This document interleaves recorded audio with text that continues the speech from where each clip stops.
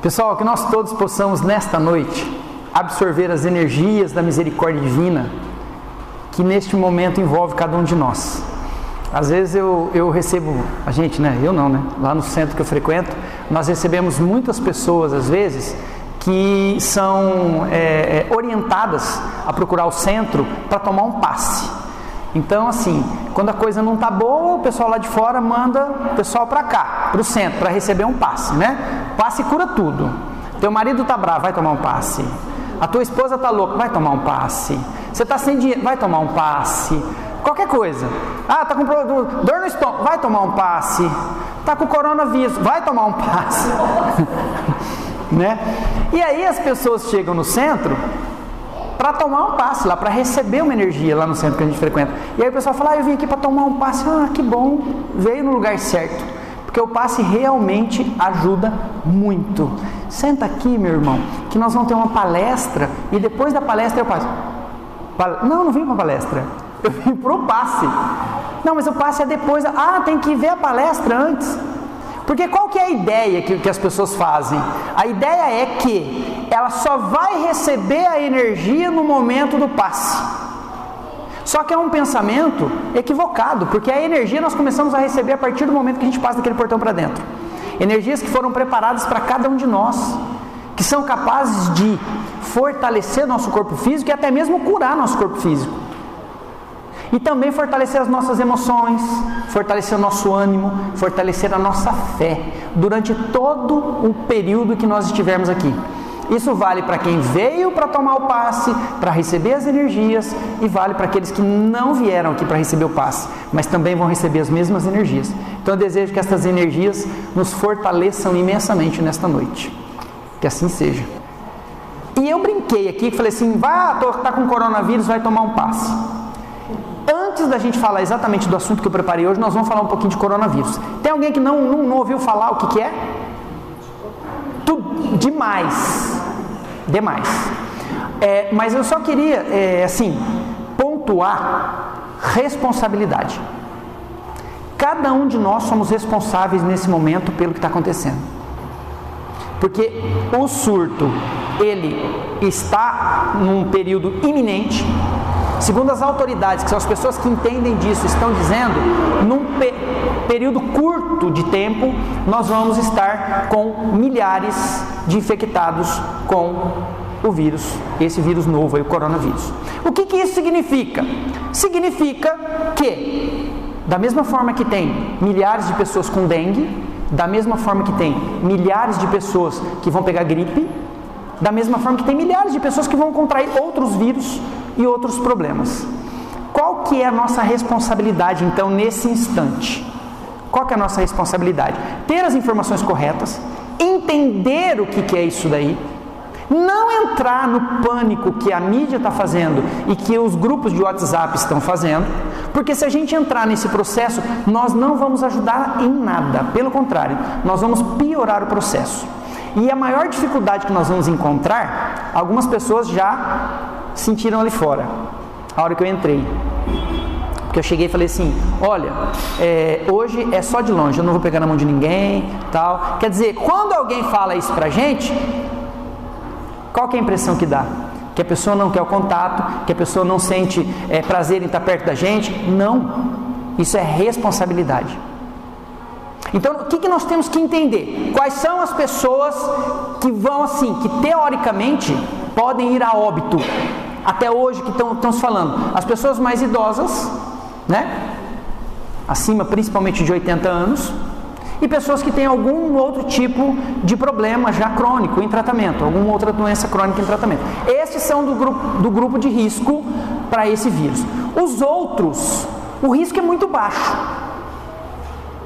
Crianças até 17 anos, né? Jovens aí até 17 anos, a maioria não vão nem manifestar os sintomas, não vão ter nada. Eles simplesmente vão pegar o coronavírus e vão continuar vivendo como se nada tivesse acontecendo. É aí que entra a nossa responsabilidade.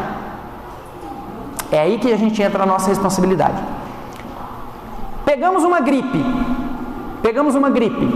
O que vai se fazer? A hora que você for espirrar, tossir, com um lencinho aqui ou a mão aqui, e lavar sempre a mão para a mão sempre estar limpa. Essa é a nossa responsabilidade. Porque como é que funciona? Uma pessoa... e um detalhe, até pouco tempo atrás a gente ouvia falar de coronavírus e falava assim, tá lá na China, daí a pouco a gente tá na Índia, tá em Israel, tá na Itália, mas já está aqui em Mirassol, já está aqui em Rio Preto, e está muito mais perto do que o que a gente imagina.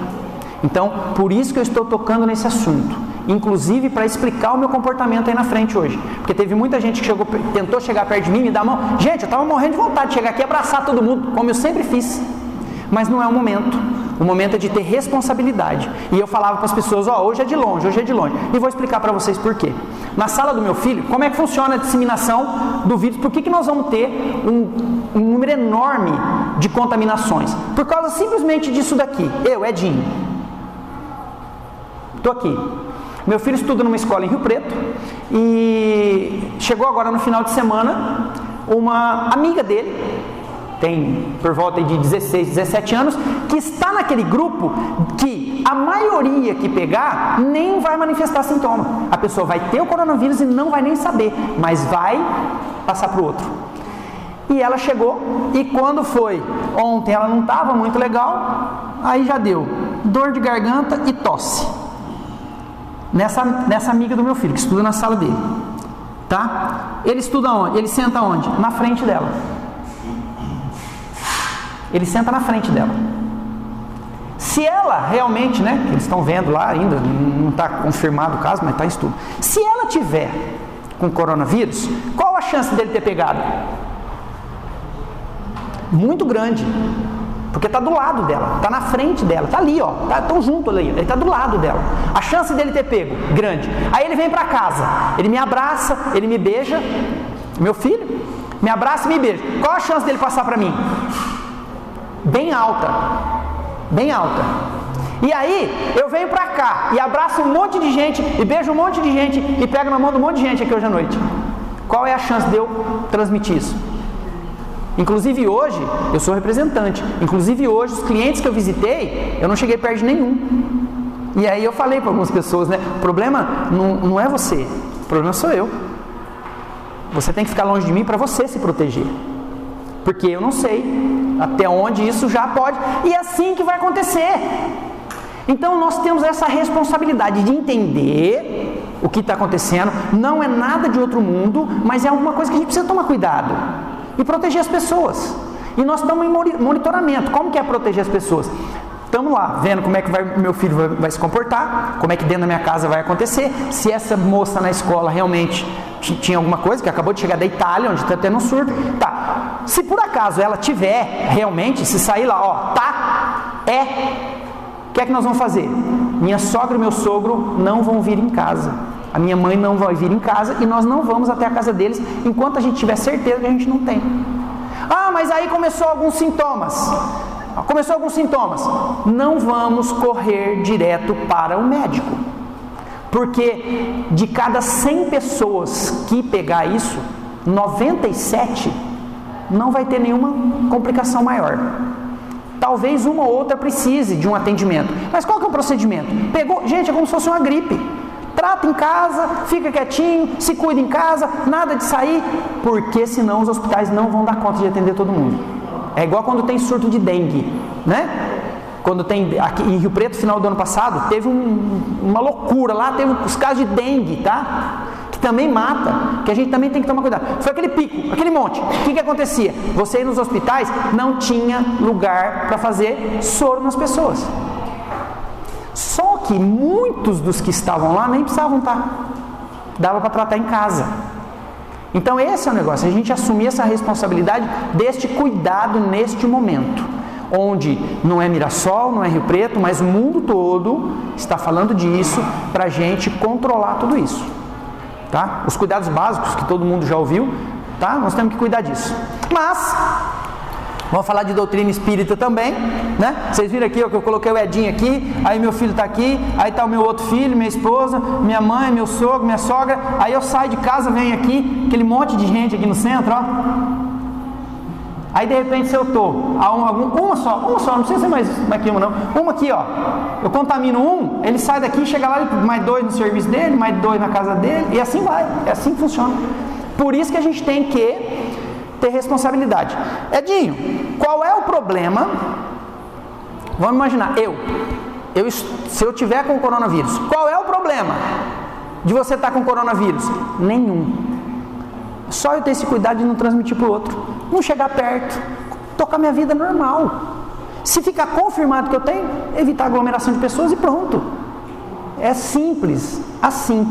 Mas a gente tem que tratar com responsabilidade. Combinado? E hoje nós vamos falar um pouco de Evangelho segundo o Espiritismo. Aliás, nós vamos começar falando do início do Evangelho. Porque o início do Evangelho segundo o Espiritismo é esclarecedor demais, que a gente precisa fazer uma pontuação. Porque ele começa falando a respeito da nossa fé. Ele começa a narrar ali, no Evangelho segundo o Espiritismo, a respeito do que é a nossa fé. O que é fé? O que é a gente ter fé? Acreditar? É acreditar? Como é que a gente acredita?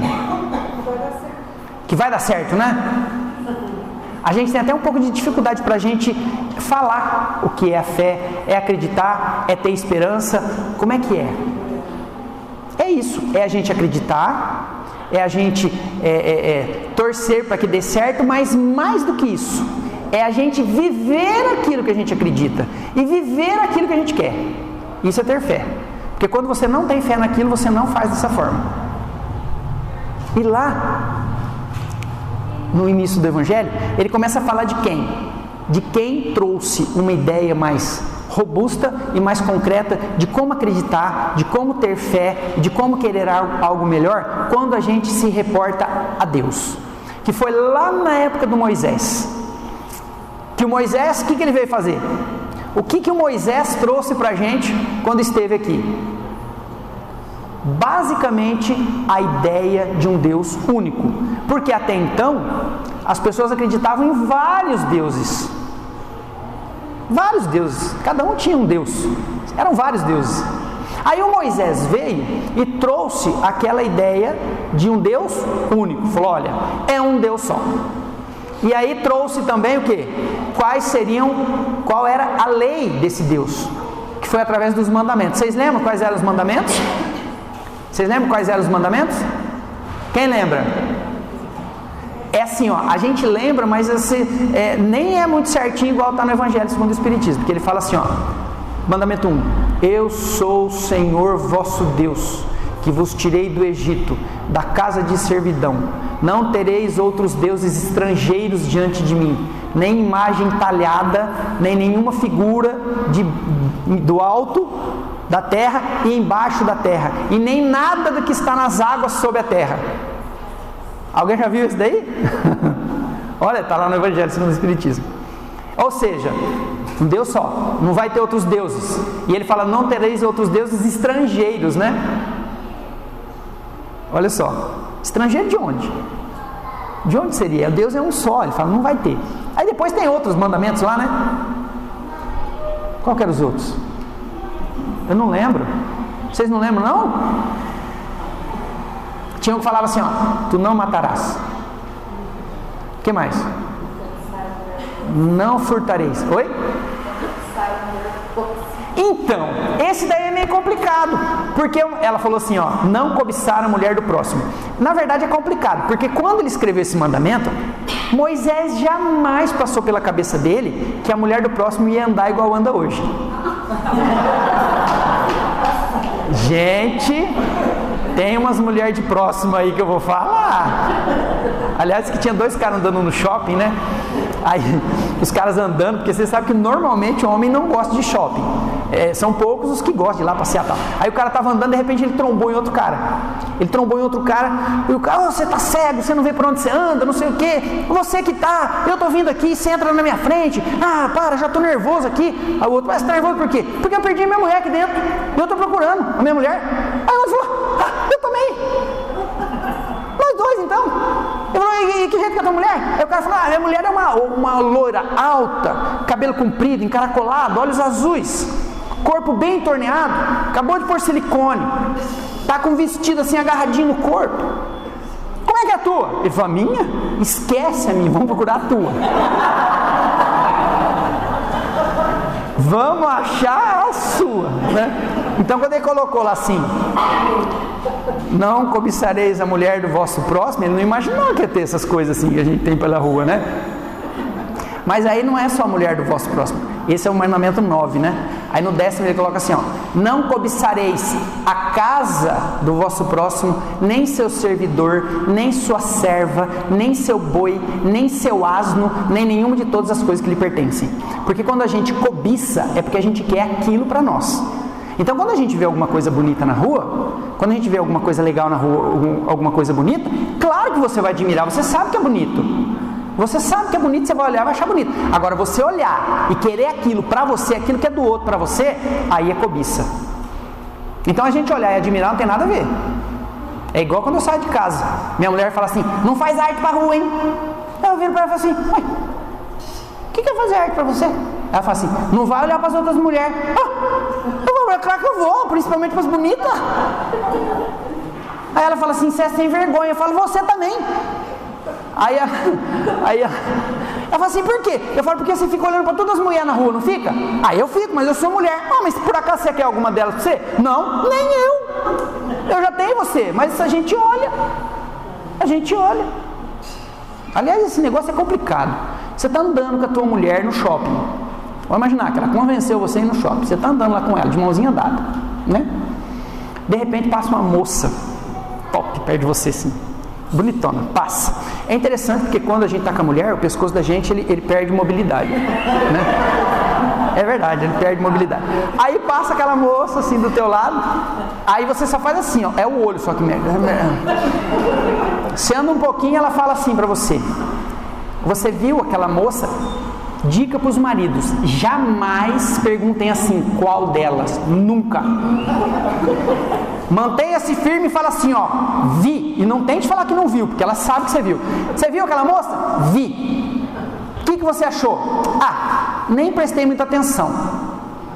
Você fala assim, você está salvo. Porque ela vai falar assim: você vê aquele cabelo dela lá, tá todo aquele cabelo loiro, cheio de forquilha. Gente, o que é aquilo? As unhas, tudo, os esmaltes saindo da ponta das unhas. Que é aquilo? Gente, não combina nada, aquela blusa com aquela calça.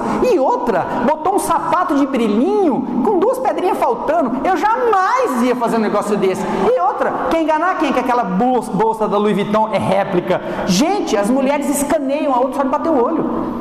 E depois não quer que a gente dê uma olhadinha. Olha aí. Então a gente tem que ficar firme, né? Mas além desses mandamentos, ele fala assim, ó: tu não furtareis, não matarás, não farás mal ao teu próximo. E estes mandamentos, e tem um lá que ele fala assim, ó: lembrai-vos de santificar o dia de sábado, né? O que significa pra gente fazer? Santificar, não vão fazer nada, né? Porque inclusive tem uma religião que é assim, que eles não trabalham aos sábados, porque eles levam ao pé da letra. E outra coisa, não estou falando isso para criticá-los não, tá? Porque às vezes a gente fala assim: é assim que eles veem, é assim que eles veem, porém às vezes são melhores que nós. Mas assim, não foi isso que quis dizer lá. Lembrai-vos de santificar o dia de sábado. É para você tirar um dia, para você frequentar uma religião, para você falar sobre Deus, para você de repente levar esse serão evangélico para dentro da sua casa. Quem daqui faz culto do evangelho no lar? Quem que faz de sábado? Ó, tá vendo? A maioria faz culto do evangelho no lar, não é nem sábado. Ele fala assim: lembrava de santificar o dia de sábado, não significa que você não pode mudar esse dia, fazer esse serão dentro da sua casa em outro dia. Na minha casa, por exemplo, é de domingo, culto do evangelho no lar. Hoje nós estamos reunidos aqui de quinta-feira, mas nós temos que buscar isso. Porém, todos estes mandamentos, aqueles 10 mandamentos que Moisés trouxe, fala da lei divina. Está a essência da lei divina e mostrando para a gente o que a gente tem que fazer. Pergunta: tem pessoas hoje que furta as coisas dos outros? Tem gente que vive aqui que mata os outros? Tem? Tem. Tem gente que rouba, tem gente que mata, tem gente que cobiça as coisas dos outros? Demais. principalmente dentro das próprias famílias. Dentro das próprias famílias. Ou seja, lá da época do Moisés, ele já estava falando isso pra gente. Lá da época do Moisés. Só que até hoje tem gente que não entendeu isso ainda, né? Mas essa é a essência da lei divina, aqueles 10 mandamentos. Porém, na época, como as pessoas ainda eram muito...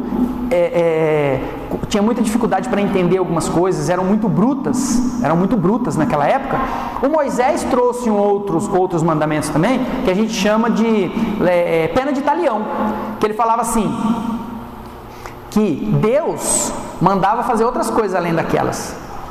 Só que essa era a lei do Moisés, a pena de talião, que era aquele que a gente costuma falar de olho por olho, dente por dente, já ouviram? Então era mais ou menos assim, se alguém roubasse naquela época, o que acontecia? Cortava a mão. Se pegasse alguém roubando, eles não prendiam, eles simplesmente cortavam a mão. Agora, olha só como era divergente. Porque se num mandamento da lei divina estava assim, tu não matarás, tu não farás mal ao teu próximo, como é que ele poderia se contradizer e falar que Deus mandava cortar a mão de quem roubasse? Olha como era divergente. Se Deus falava que não era para fazer mal para o outro, como é que Deus mandava cortar a mão? Aquilo era do Moisés, mas tinha que ser daquele jeito para conter o povo na época. Passado o tempo necessário, onde as pessoas, onde nós, onde os humanos aqui, fomos ganhando um pouco mais de conhecimento, um pouco mais de capacidade, recebemos quem aqui? Jesus. Foi aí que veio Jesus. Jesus, o espírito mais evoluído que já pisou na terra. Tá, mas vem cá, Moisés já não tinha vindo trazer a essência da lei divina? Sim, tinha vindo trazer a essência da lei divina. Porém, lá na época do Moisés, nós aprendemos uma coisa a respeito de Deus. O que nós aprendemos? Que Deus era ruim. Nós aprendemos que Deus era bravo. Nós aprendemos que Deus castigava. Quem daqui já virou para o filho ou já virou para alguém conhecido e falou assim, Deus está vendo? Quem já falou? Quando a gente faz isso, é como se a gente estivesse falando para a pessoa aquilo que Moisés falava hoje. A gente fala assim, cuidado, Deus está vendo, você, né? Ou seja, Deus está vendo, Deus vai te castigar, porque Deus não perdoa, Deus castiga, Deus corta a mão. Até hoje a gente fala isso. Então nós aprendemos lá com Moisés que a gente tinha que temer a Deus. Tínhamos que temer a Deus. Aí veio Jesus, mas Moisés já não tinha passado o recado? Moisés já tinha passado o recado, mas para aquela época. Para a nova época que Jesus veio, nós estávamos numa condição de entender um pouquinho melhor. Aí Jesus veio e disse o seguinte, que ele não veio destruir a lei, mas dar-lhe cumprimento. O que ele quis dizer com isso? Que ele não iria modificar a lei, queria ser a mesma, ele só iria reduzir a estas duas máximas, como ele disse. Quais foram as máximas de Jesus para substituir os 10 mandamentos? Isso, amar a Deus sobre todas as coisas, amar ao próximo como a ti mesmo. Aí está toda a lei e os profetas. Foi isso que Jesus trouxe. Quando Jesus pronuncia essas duas frases, por acaso ele substituiu o que Moisés tinha falado? Quando ele fala assim, amar a Deus sobre todas as coisas, ele está falando que não era para roubar? Que não era para matar? Quando ele fala para amar ao próximo como a ti mesmo? Sim. Quando ele fala assim, nós só temos um Deus, corrobora o que Jesus está falando lá, amar a Deus acima de todas as coisas. Se nós pegarmos a essência das palavras de Jesus, substitui aqueles 10 mandamentos e mais um monte de outros que escapariam daqueles 10. Então trouxe uma explicação muito mais sucinta. Porém, da mesma forma que eu perguntei no começo, quais eram os 10 mandamentos? A gente não lembra. Os de Jesus a gente sabe, mas a gente entende isso? A gente entende o que é que Jesus quis dizer quando ele fala assim, gente, o nosso papel é aqui, amar a Deus acima de todas as coisas. O que é que nós deixamos de amar para amar primeiro a Deus aqui nessa terra? Vamos fazer uma análise nossa. Nós amamos mais a Deus do que aos nossos filhos? Nós amamos mais a Deus do que a nós mesmos? Nós amamos mais a Deus do que o nosso trabalho? Nós amamos mais a Deus do que o nosso dinheiro? Nós amamos mais a Deus do que a nossa esposa? Nós amamos mais a Deus do que o nosso marido? Nós amamos mais a Deus do que a nossa sogra? Talvez. Ou seja, quando a gente renasce aqui, o apelo material é muito forte. A gente viver as coisas da matéria é muito gostoso. Então esse apelo é muito grande. E nós acabamos colocando Deus meio que em segundo plano. A gente coloca Deus ali num lugarzinho como se Ele fosse um ajudante nosso. Ele é um ajudante. Se eu precisar, eu recorro a Ele. Enquanto eu não estiver precisando, está tudo bem. De modo que eu não consigo amar a Deus acima de todas as coisas. Aí, o que acontece? Se eu não consigo amar a Deus do jeito que Jesus pede acima de todas as coisas, é porque eu não entendi ainda o processo. É porque eu não entendi direito como é que funciona essa minha vida aqui. E ele fala assim, amar ao próximo como a ti mesmo. Se nós formos avaliar, nós não aprendemos nem a amar nós mesmos. Porque o dia que a gente aprender a se amar, nós estamos no processo, nós vamos chegar lá. Quanto mais a gente falar disso, quanto mais a gente colocar isso dentro de nós e entendermos esse processo, mais rápido nós vamos atingir isso. Mais rápido nós vamos conseguir amar a nós mesmos. Porque a gente não consegue amar a nós mesmos. Por que nós não conseguimos amar? Porque é difícil a gente perdoar. Porque a pessoa que se ama, perdoa rapidinho. Aliás, a pessoa que se ama nem se magoa. A pessoa que se ama nem se magoa. Aí a gente perdoa rapidinho. Aí a gente cuida extremamente de nós mesmos, do nosso corpo, da nossa cabeça. A gente se instrui, a gente busca conhecimento. Porque quanto mais a gente conhece sobre as coisas, mais fácil fica a nossa vida aqui. Mas a gente busca isso? Normalmente não. A gente liga a nossa vida no automático e simplesmente vai vivendo, vai vivendo, vai vivendo, vai vivendo. Levanta todo dia, faz todo dia as mesmas coisas, busca as mesmas coisas, trabalha, corre atrás de dinheiro, de comprar aquilo, de comprar aquele outro, já tem um comportamento já pronto nosso, que as pessoas até conhecem. Quando alguém quer brigar com a gente, já sabe o que tem que falar, né? Quando a pessoa tem alguém, e normalmente a gente faz isso dentro de casa, né? A gente às vezes está bravo com alguma coisa que a gente não pode, às vezes, brigar na rua, né? Então a gente vai dentro de casa provocar alguém para brigar, né? A gente já sabe o que a gente tem que falar para a pessoa. A gente já sabe.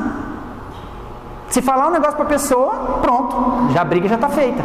Não precisa ir muito longe. Não precisa ir muito longe. A minha esposa já descobriu isso. Quando ela quer brigar comigo, ela me provoca. Então eu estou no processo de não aceitar a provocação. Porque esse processo de não aceitar a provocação não é para o bem dela, é para o meu bem. Então quando ela fala alguma coisa, porque mulher fica doida para brigar com a gente de vez em quando. Porque mulher tem um negócio chamado TPM. Não são todas, tá? Não são todas. Tem algumas que não tem isso. Mas a maioria tem. E não é por culpa delas, não é porque elas querem. É um processo físico, é um processo biológico, é natural, é do organismo. Então tem que aprender isso. Então, quando a minha esposa está de TPM, o que acontece? Ela consegue brigar com ela mesma? Não consegue. Então ela precisa arrumar briga com alguém. Para, sei lá, para aliviar um pouco, né? Aquilo que está judiando dela ali. Ela vai querer brigar comigo. Mas no começo eu brigava, não entendia muito bem. Aí depois que fui aprendendo aquela coisa toda a respeito dos hormônios e tal. Aí eu falei, caramba, então por isso. Então eu não posso aceitar a provocação dela. Quando ela vier me provocar, que ela está de TPM, eu tenho que ficar o mais tranquilo possível. E aí eu fico o mais tranquilo possível. E aquilo, sabe como que ela vê? Ela vê como provocação. Porque eu não brigo com ela e fico tranquilo. Aí ela acha que eu estou provocando ela. Mas eu fico tranquilo, porque antes eu ficava bravo. Que resultado? Para ela não resolvia nada eu ficar bravo, não resolvia nada a gente brigar. E eu ficava ruim também. Então, começamos a entender o processo. Ela vem, ela provoca, eu não caio na provocação, procuro ficar tranquilo. Por quê? Adinho, como você melhorou, você agora é um espírito muito melhor? Não, eu sou um espírito só mais esclarecido. Só isso. E um esse esclarecimento veio de curiosidade, porque a minha preocupação não era com a TPM da minha esposa. Não era porque ela queria brigar comigo. Era porque assim, ó, teve um negócio com relação às mulheres que eu não consegui entender. Porque assim, a mulher não tem o aparelho reprodutor, ela não tem 2 ovários? 2 ovários. Um útero só. Tá? É dentro do ovário que libera o óvulo para fecundação, para nascer o nenê. Se ela tem 2, por que é que a grande maioria, a maioria esmagadora das vezes que uma mulher fica grávida é de um filho só? Porque na minha cabeça era o seguinte: tem que ter 2 óvulos e tem que engravidar de gêmeos, a maioria das gravidezes. Tem que vir de 2 de cada vez. Tem alguma coisa errada. E eu pensava assim. E eu queria saber onde é que estava o erro. Aí eu fui estudar a respeito. Gente, olha só. Fui estudar a respeito. Aliás, o dia que eu falei isso para minha filha virou para mim e falou: pai, será que isso não é mulher, não? Eu falei assim: nessa acho que não. Talvez na outra passada. Ou talvez já esteja me preparando para a próxima, né? Porque esse é o desejo da minha esposa. A minha esposa deseja muito, ardentemente isso, que na próxima encarnação eu venha mulher, ela homem e a gente se case novamente. E ela fala pra mim: aí você vai ver. Não sei, eu sinto um arzinho de vingança nela, mas tudo bem, né? Fazer o quê? Ninguém é perfeito. E aí eu fui estudar e eu descobri que a carga hormonal para sustentar uma gravidez é gigantesca. Gigantesca. De modo que precisa de tempo para se reunir e produzir esses hormônios. Então o que acontece? A liberação de óvulo, ela é intercalada pelos ovários, por isso que tem 2. Então o ovário que libera o óvulo, por exemplo, o direito liberou esse mês, o mês que vem não é ele, o mês que vem é esquerdo. Por quê? Porque esse ovário direito que liberou o óvulo esse mês, ele está extremamente carregado com os hormônios, para que, se a mulher ficar grávida, é ele que vai sustentar a gravidez. Ele que se prepara. E aí, enquanto isso, o esquerdo está se preparando para o mês seguinte. Só tem um detalhe: a mulher não fica grávida. Sabe o que ele faz? Ele cata essa carga hormonal que ele tem e despeja tudo no organismo dela. Não, aí ela fica doida. Tem mulher que fica maluca e é processo físico. Não é porque a mulher é brava, não é porque a mulher é ruim, não é porque a mulher é atrasada. Não, é processo biológico, é físico. Ela sente um negócio assim, ó, que dá uma coceira e ela quer fazer alguma coisa. Tem umas que tem vontade de matar o marido. Tem que tomar cuidado com esse negócio, né? E é um processo biológico. Então, e hoje eu estou me virando bem com esse negócio? Sim, eu estou me virando bem. Por quê? Porque eu sou um espírito mais evoluído? Não, porque eu sei como é que é o processo. Sei como é que funciona. Então, para a gente cair naquele ensinamento de Jesus e amar a Deus acima de todas as coisas e amar ao próximo como a nós mesmos, precisa de entendimento, a gente precisa entender. Só que Jesus veio e trouxe isso e nós não conseguimos entender direito. E mais, hein? Jesus não teve, o papel de Jesus não foi o de um legislador moralista. Não! Jesus simplesmente viveu o que ele pregava. Ele nos deu exemplo de como devia fazer. O interessante é que nós todos gostaríamos muito de ter o poder de Jesus. Mas fazer o que Jesus fazia, ninguém quer. Né? A gente não quer fazer o que ele fazia. A gente só queria ter o poder dele, né? O poder de Jesus a gente queria. Agora, por que Jesus era poderoso? Por que Jesus era poderoso? Por que Jesus era capaz de, daquelas proezas? Simples. Porque Jesus sabe como funcionam as coisas. Jesus sabe como que é regida as energias desse mundo. Como ele sabe como funciona, ele simplesmente usava. Só para a gente entender, assim, só um exemplo do que eu estou falando. Nós não conseguimos usar a capacidade do nosso cérebro. Nós não conseguimos.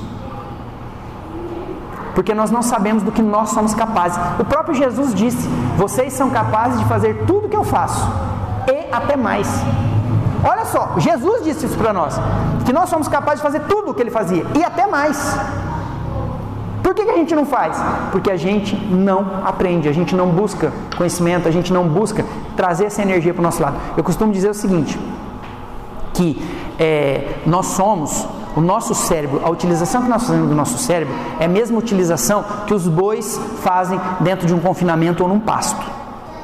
Porque as pessoas pegam e colocam lá, sei lá, 300, 400, 500 bois dentro de um confinamento.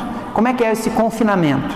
Confinamento, umas estacas de cerca com os fios de arame. Antigamente, colocava aquele fiozinho de arame que a gente chamava de arame farpado.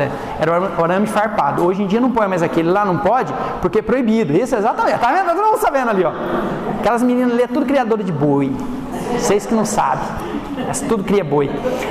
Hoje o arame farpado foi proibido porque ele danifica o couro do boi. Ele machuca o couro do boi. E eles aproveitam tudo. Então o que acontece? É araminho liso. Nem machucar o boi não machuca. Um boi daquele, tem boi daquele lá, que pesa, sei lá, uns 10 mil quilos. 10 mil quilos? Poxa, ninguém vai ficar abismado com 10 mil quilos? Gente, nós estamos falando de boi, não estamos falando de elefante. Né? Mas um boi daquele lá, a gente vai na exposição aqui em Rio Preto, tem bois que a gente vê de 1000 quilos ali na exposição, né? 1000 e poucos quilos. Que são aqueles... Mas normalmente esses bois de confinamento aí, eles chegam a 600, 700 quilos com facilidade. E aí vocês imaginem, um animal daquele, com 500, 600 quilos, um toquinho de cerca, com 3 fiozinhos de arame. Não, é só ele encostar, é só ele dar uma encostadinha, dar uma coçadinha nas costas assim, ó, e soltar o peso. O que acontece? Ele derruba aquela cerca e ele está livre, da mesma forma que ele liberta todos os outros. É daquele jeito que faz, vamos deitar na cerca então, né? Agora ele não sai dali porque ele não sabe sair, porque senão, tem gente que faz um negócio que é pior ainda, coloca 2 fiozinhos de choque, 2 fios de choque, ligado nos 4 cantinhos, aí o boi encosta, toma um choque, se ele entendesse o processo, ele simplesmente chegava perto daquele negocinho, dava só um coice, quebrava um fio, outro coice, quebrava os 2 fios, pronto, ia embora. Agora por que ele fica preso? Porque ele não sabe disso. Ele não sabe. E ele fica preso ali dentro. Nós fazemos o mesmo processo com o nosso pensamento, com o nosso cérebro. Nós temos condições de armazenar, descobrir e manipular as energias e as situações a nosso benefício, mas a gente não faz isso. A gente continua na mesmice, fazendo tudo igual. Tudo igual. Ah, mas eu vi na televisão, tem que fazer igual a televisão. Ah, porque eu vi o artista, porque eu vi aquilo. Tá, e aí? Nosso artista aqui é Jesus. Como é que Jesus fazia? Vamos tentar fazer? Ah, mas a gente não consegue. Aí eu concordo. Ainda não. Mas nós temos que começar. Nós temos que exercitar. E como nós estávamos tendo essa dificuldade, segundo consta no Evangelho, nós recebemos o quê? Recebemos a doutrina espírita. Recebemos a doutrina espírita, que é um novo mecanismo de informação. Porque quando Jesus veio, lembra? Quando Moisés veio, nós aprendemos que Deus era o quê? Ruim. Aí Jesus veio, nós aprendemos com Jesus que Deus era o quê? Bonzinho. Nós aprendemos que com Jesus, nós ficamos achando que Deus era bonzinho. Então Moisés falou que ele era ruim. Jesus falou que era bonzinho, né? Deu a ideia pra gente que era pra gente pedir, pra gente orar, que Deus ia dar, que Deus ia fazer. Então o que nós começamos a fazer? Pedir pra Deus. E a nossa fé se baseia nisso, a gente não toma cuidado. A gente pede e espera. A nossa fé é assim, vou pedir e vou ficar esperando. E aí vem a doutrina espírita. Nos mostrar um outro conceito. Trouxe um Deus de justiça. Deus, a doutrina espírita através assim, qual que é a particularidade com relação à doutrina espírita desses outros dois que nós falamos? Quando Moisés veio, a lei de Moisés e os 10 mandamentos ficou personificado em Moisés. Porque quando a gente fala de Moisés, a gente lembra, né, dos 10 mandamentos, se fala dos 10 mandamentos, lembra de Moisés. Jesus é extremamente citado em todas as religiões até hoje. Porque ficou o quê? Estabelecido ali, ó, ficou personificado em Jesus. Essa segunda revelação que nós tivemos. E agora nós temos uma outra através da doutrina espírita. Que, quando a gente fala que é espírita, algumas pessoas perguntam pra gente assim: ah, você é kardecista? Muitas pessoas imaginam que a doutrina espírita foi o Kardec que inventou, foi o Kardec que trouxe, mas não foi. A gente fala que o Kardec é o que da doutrina espírita? Quem falou codificador? Isso. Codificador. O que é um codificador? Que vai explicar aquele código, que vai decifrar aquele código, que vai trazer luz àquelas informações. O Kardec é isso. As informações é do Kardec? Não. As informações são dos espíritos que divulgaram no mundo todo estas informações. Então que a doutrina espírita, ela não está personificada em ninguém.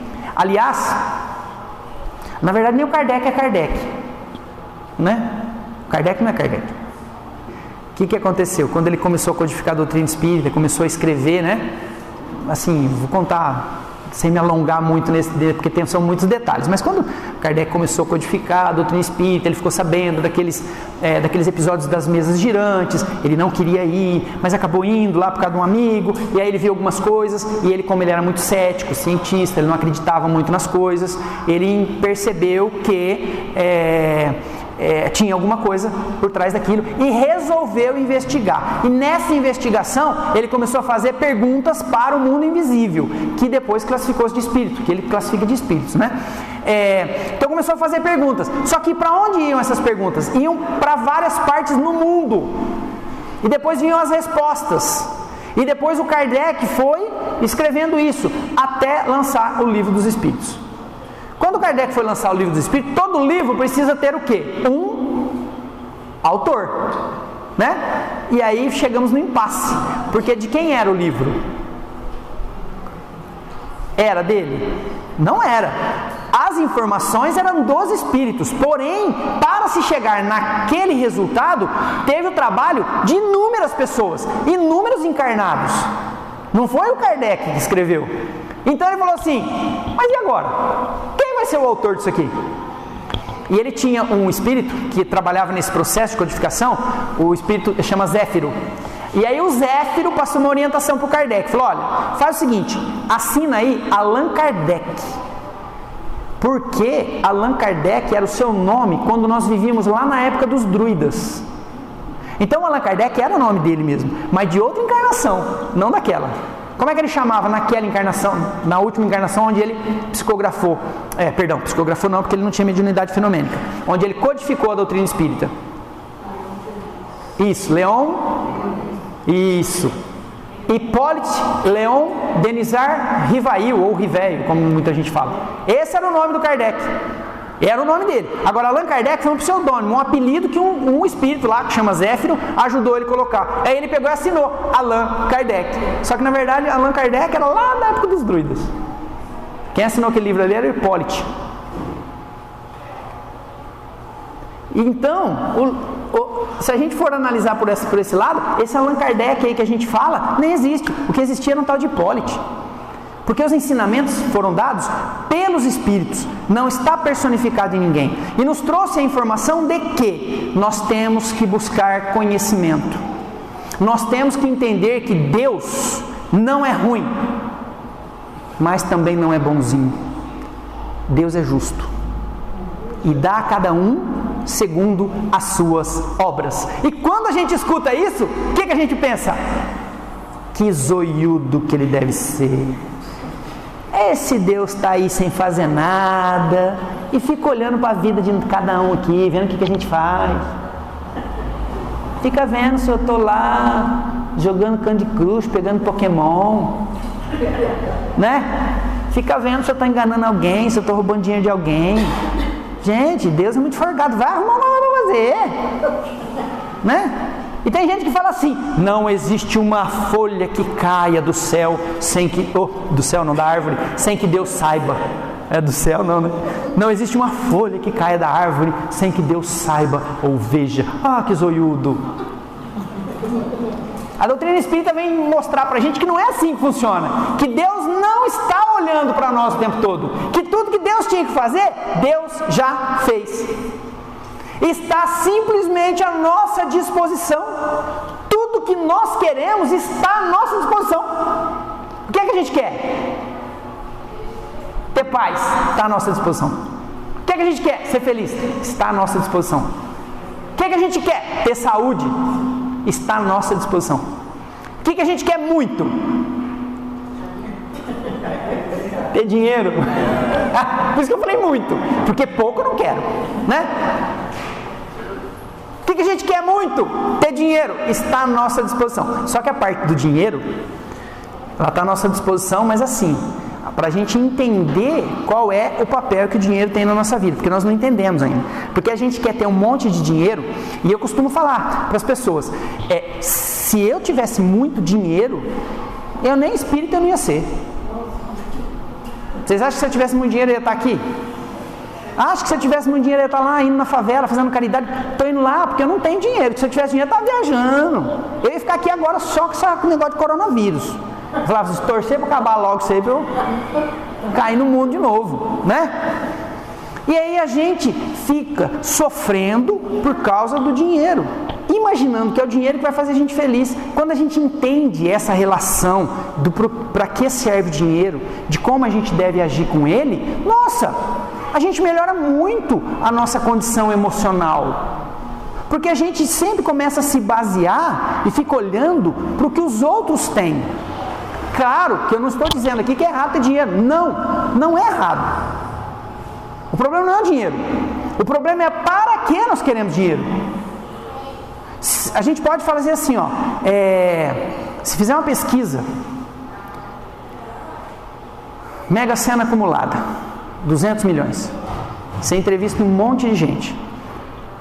Qual que é a coisa que as pessoas mais querem ou dizem que vão fazer quando elas ganharem a Mega Sena? Parar de trabalhar. Eles falam assim, eu vou parar de trabalhar. É claro, eles querem comprar carro, quer comprar, né, casa boa, lancha, jet ski, rancho, mas quer parar de trabalhar. Mas quer parar de trabalhar. Porque não entendeu ainda esse processo. As pessoas pensam que quem tem dinheiro não precisa trabalhar. Não é assim? Antônio Hermílio de Moraes trabalha? Silvio Santos trabalha? Abílio Diniz trabalha? Interessante que as pessoas que mais... aquele dos Estados Unidos lá, dono da Microsoft. Bill Gates trabalha? Todos esses que têm fortunas gigantes trabalham muito. Muito. De modo que o dinheiro não faz com que a gente fique sem trabalhar. Então essa história de que nós vamos querer, eu quero ganhar um monte de dinheiro para não precisar trabalhar mais. Aí que você vai ver o tanto que você vai ter que trabalhar. Aí você vai ver a responsabilidade que vem junto. Então, se a gente aprender isso, a gente vai perceber para que serve o dinheiro e nós vamos aprender a trabalhar com isso em nós. Está tudo aqui. Aí a gente fica rezando para Deus. Gente, somos espíritas há 30 anos. O que custa a espiritualidade superior passar os 6 números da Mega para nós? Os espíritas lá do lado falam assim, Deus me livre, Edinho. Nem pensa nisso. Porque se você acertar os 6 números da Mega, você ficar rico, ninguém vai aguentar você mais. Não vai querer nem ficar perto de você. E você vai se perder completamente nessa encarnação. Então a gente tem que começar a perceber isso. Começar a entender alguns processos. Que a gente não precisa ser rico. Que a gente não precisa estar do lado de pessoas perfeitas. Que a nossa esposa não precisa ser perfeita. Que o nosso esposo não precisa ser perfeito. Que os nossos filhos não são perfeitos. E que não tem espírito perfeito vivendo aqui do nosso lado. Todos nós estamos em construção. Porém, dentro da justiça de Deus, de tudo que Ele fez, tudo aquilo que eu quero, está aqui. É só eu manipular, é só eu correr atrás, é só eu fazer, é só eu construir, é só eu entender. Então, por isso que essas lições, essas primeiras lições do Evangelho segundo o Espiritismo, como eu disse, são esclarecedoras demais para a gente entender esse processo histórico. E mais, os Espíritos nos informam que num futuro não muito distante, nós iremos convergir para uma única religião. Única religião. Nós lá no Moisés nós tivemos a ideia de um Deus único. E num futuro não muito distante, nós vamos convergir, vamos ter uma religião só no mundo. Uma só. De modo que tudo que acontece, a gente precisa buscar as nuances de crescimento, de entendimento, para que a gente possa acompanhar esse processo. E assim, só para a gente finalizar, as pessoas que chegam para mim e perguntam assim, e aí, como é que estão as coisas? Né? Na verdade, quando as pessoas às vezes chegam e perguntam para a gente, e aí, como é que vai? Na verdade, ela só está falando oi. Ela não quer saber da tua vida. Ela está pouco preocupada com o que está acontecendo com você. Ela não está preocupada com o que está... Ela não quer saber o que está acontecendo com você. Ela chega e fala, e aí, como é que vai? Aí a gente vai falar para ela, a coisa não está boa não. Eu nem te conto.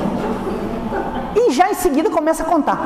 Fala assim, eu nem te conto. Sabe o que aconteceu? Peraí, se não vai contar, vai contar. Se não vai contar, fica quieto. Não, ela fala, nem te conto, e já começa a contar, né? E começa a relatar, e começa a contar aquela coisa toda, né?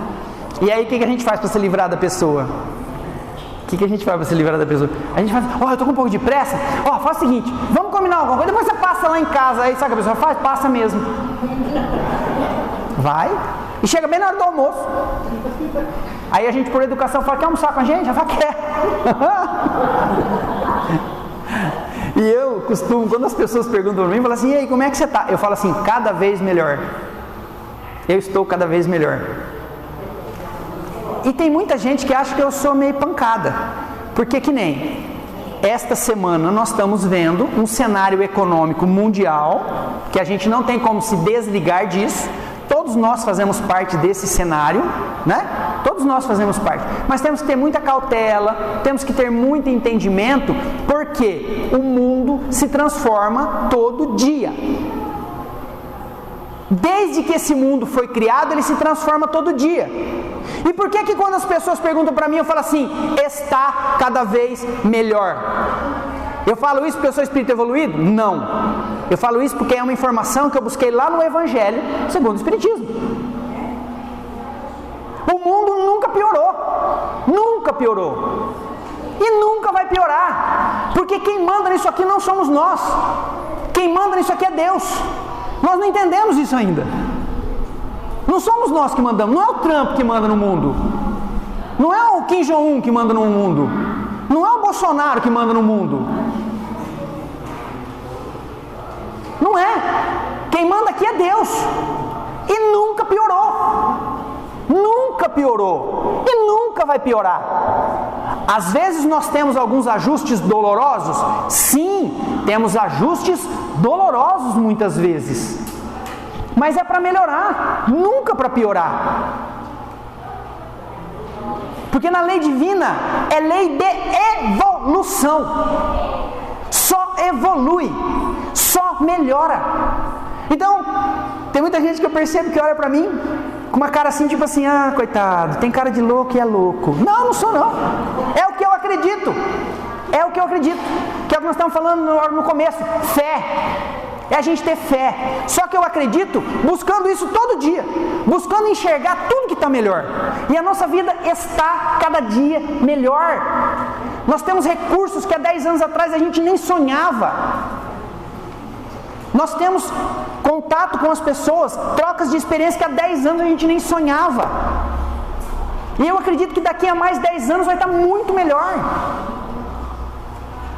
E busco viver o máximo que eu consigo disso. E busco transmitir para as pessoas o máximo que eu consigo disso. Porque é nisso que eu acredito. Isso é ter fé.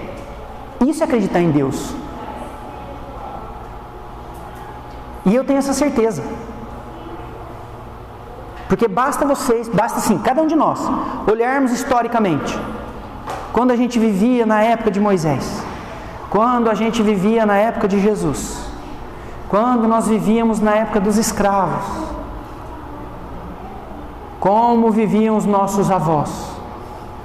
Como viviam nossos pais. Como nós estamos vivendo. Que vida que tem hoje os nossos filhos. E aí eu fico imaginando, como será a vida dos meus netos? Como será a vida dos meus bisnetos? Porque vai estar muito melhor. Muito, muito melhor. Não tem como voltar, porque nunca voltou, nunca retroagiu. Por que eu vou imaginar que agora vai? Não vai. Não vai retroagir, porque é Deus que manda a lei de evolução. Nós não fugimos disso. Nós não fugimos disso. Aliás, nós mesmos, né? A gente parece que a gente é até mais bonito. Eu não sei, eu tô achando que eu tô mais bonito agora do que antes. Vocês já pegaram o álbum de fotografia antigo? Começa a olhar. Gente, eu me vejo naquelas fotos quando eu tinha 18, 20 anos. Todo mundo fala assim, não, a juventude é o auge. Eu pego as fotos quando eu tinha 18 e falo, gente, que feio.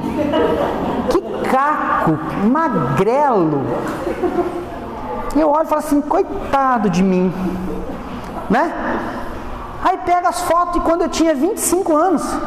Aí fala assim, nossa, eu já tinha dado uma melhoradinha, mas ainda tá ruim. Aí eu pego as de hoje, com 30. Posso saber porque vocês riram? Né? Aí a gente vê hoje, aí eu vejo hoje, pego as fotos de quando eu tinha 30. Eu pego as fotos de quando o meu filho com 16 anos lá, quando nasceu meu filho de 16, eu pego as fotos minhas com ele de pequeno, eu acho que eu estou muito melhor. A gente está melhor mesmo. Não é que a gente acha, não. Aquilo não é impressão, não. Nós estamos melhor mesmo. Sabe por que nós estamos melhor? Porque nós conhecemos muito mais hoje do que quando a gente tinha 18. Porque nós conhecemos muito mais hoje do que quando a gente tinha 25. Porque nós aprendemos muito mais hoje do que quando a gente tinha 30. Do que quando tinha 40.